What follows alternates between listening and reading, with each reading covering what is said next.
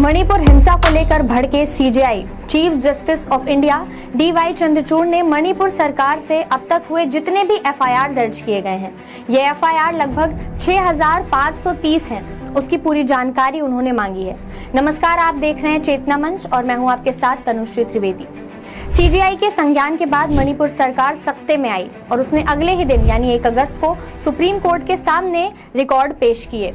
Reports को देखने के बाद कोर्ट ने मणिपुर सरकार की ढीली कानून व्यवस्था की सारी पोल पट्टी खोल दी। रिपोर्ट्स की माने तो कोर्ट ने अपना वक्तव्य देने के बाद ये भी कहा कि इतना सब कुछ होने के बावजूद भी मणिपुर सरकार बहुत कुछ छुपाने की कोशिश कर रही है, जिसके बाद chief justice of India D.Y.. Chandrachud ने कहा कि मणिपुर हिंसा को लेकर सुप्रीम कोर्ट में मंगलवार को सुनवाई हुई। सीजेआई ने पूर्व जजों की एक कमेटी बनाने की बात कही और कहा कि हम इस कमेटी का दायरा तय करेंगे जो वहां जाकर राहत और पुनर्वास का जायजा लेगी। हम इस तथ्य के बारे में स्पष्ट हैं कि 6500 एफआईआर की जांच सीबीआई को सौंपना असंभव है। वहीं राज्य पुलिस को इसका जिम्मा किसी भी हाल में सौंपा नहीं जा सकता। मणिपुर में हो रही हिंसा को लेकर मंगलवार को भी सुप्रीम कोर्ट में सुनवाई हुई। सीजेआई ने इस दौरान हाई कोर्ट के पूर्व जजों की कमेटी बनाने की बात कही, जो कि नुकसान मुआवजे, पीड़ितों के 162 और 164 के बयान दर्ज करने की तारीख आदि का ब्यौरा लेगी।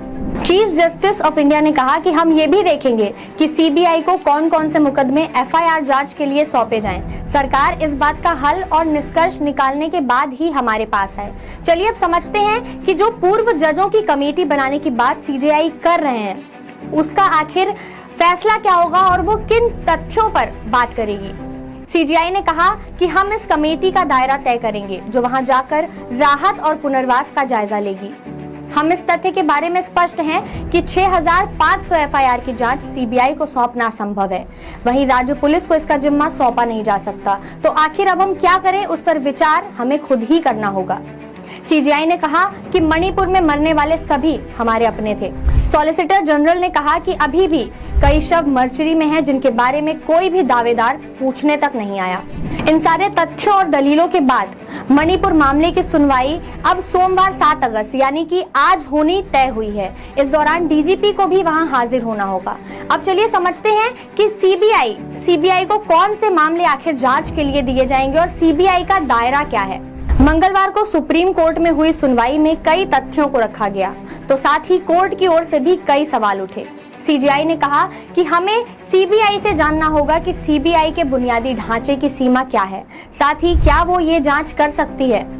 चलिए अब हम लोग ये जानते हैं कि आखिर मणिपुर हिंसा के मामले में मणिपुर सरकार जो है वो क्या कदम उठा सकती थी और उन्होंने कदम नहीं उठाया, जिसके बाद सुप्रीम कोर्ट को अब दखल देनी पड़ी। तो अब हम समझते हैं कि सुप्रीम कोर्ट और जो राष्ट्र की सरकार है वो क्या कदम अब उठा सकती है।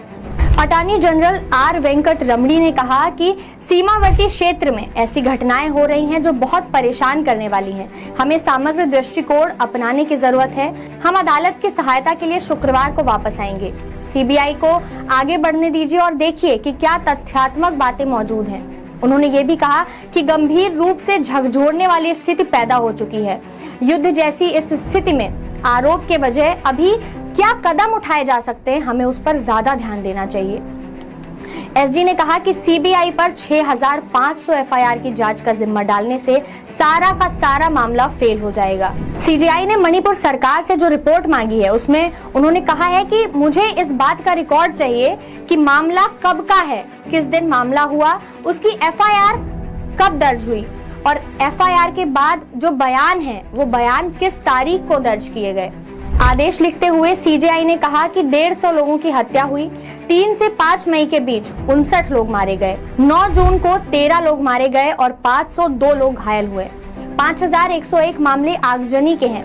राज्य में 6523 एफआईआर दर्ज कर 272 लोग गिरफ्तार किए गए और 12740 लोग प्रिवेंटिव डिटेंशन के तहत गिरफ्तार भी किए गए। 11 एफआईआर में 7 लोग गिरफ्तार किए गए। चलिए अब हम समझते हैं कि सीजेआई जो विस्तृत रिपोर्ट मांग रही है मणिपुर सरकार से, उसके क्या कुछ मुख्य बिंदु हैं, क्या उसके मेन पॉइंट्स हैं जिसके बारे में वो विस्तृत रिपोर्ट सीजेआई मांग रहे हैं। अगली सुनवाई में कोर्ट ने मणिपुर पुलिस महानिदेशक को कोर्ट में तलब किया है।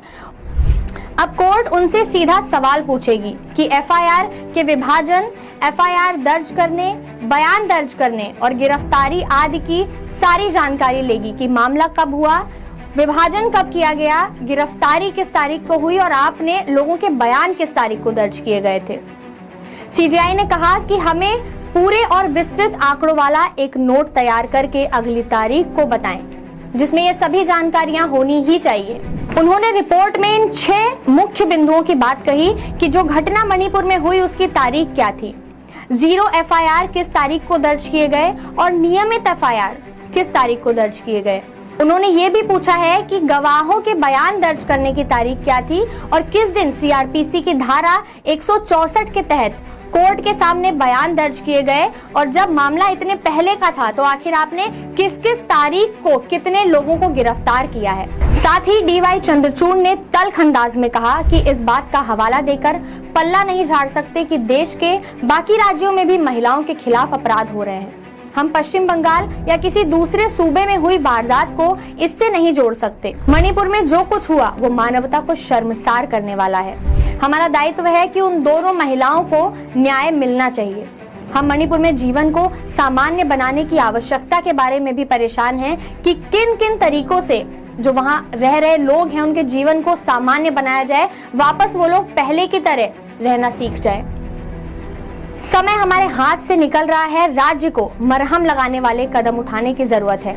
इस मामले को 3 महीने बीत गए हैं। इसका मतलब है कि सबूत कहीं ना कहीं नष्ट किए जा रहे हैं। मैंने अखबार में पढ़ा था कि चश्मदीद गवाहों की हत्या कर दी गई। ऐसे कई मामले हैं जो मीडिया में भी हैं, पब्लिक को भी पता है, लेकिन सरकार को इसकी जानकारी कैसे नहीं है। पीड़ितों के बयान है कि पुलिस ने उनको भीड़ को सौंप दिया था, जो कि काफी भयावह है। यह निर्भया जैसी स्थिति तो बिल्कुल नहीं है। निर्भया जैसी स्थिति में एक बलात्कार हुआ था, वो भी काफी भयावह था, लेकिन इससे काफी ज्यादा अलग था। यहाँ हम सिस्टमैटिक हिंसा से निपट रहे हैं, जिसे भारतीय दंड संहिता अपराध माना जाता है। अब देखना यह है कि सुप्रीम कोर्ट की सुनवाई जो आज है, यानी 7 अगस्त को जो सुनवाई है सुप्रीम कोर्ट की, उसमें क्या निष्कर्ष निकाला जाता है और क्या बातें होती हैं।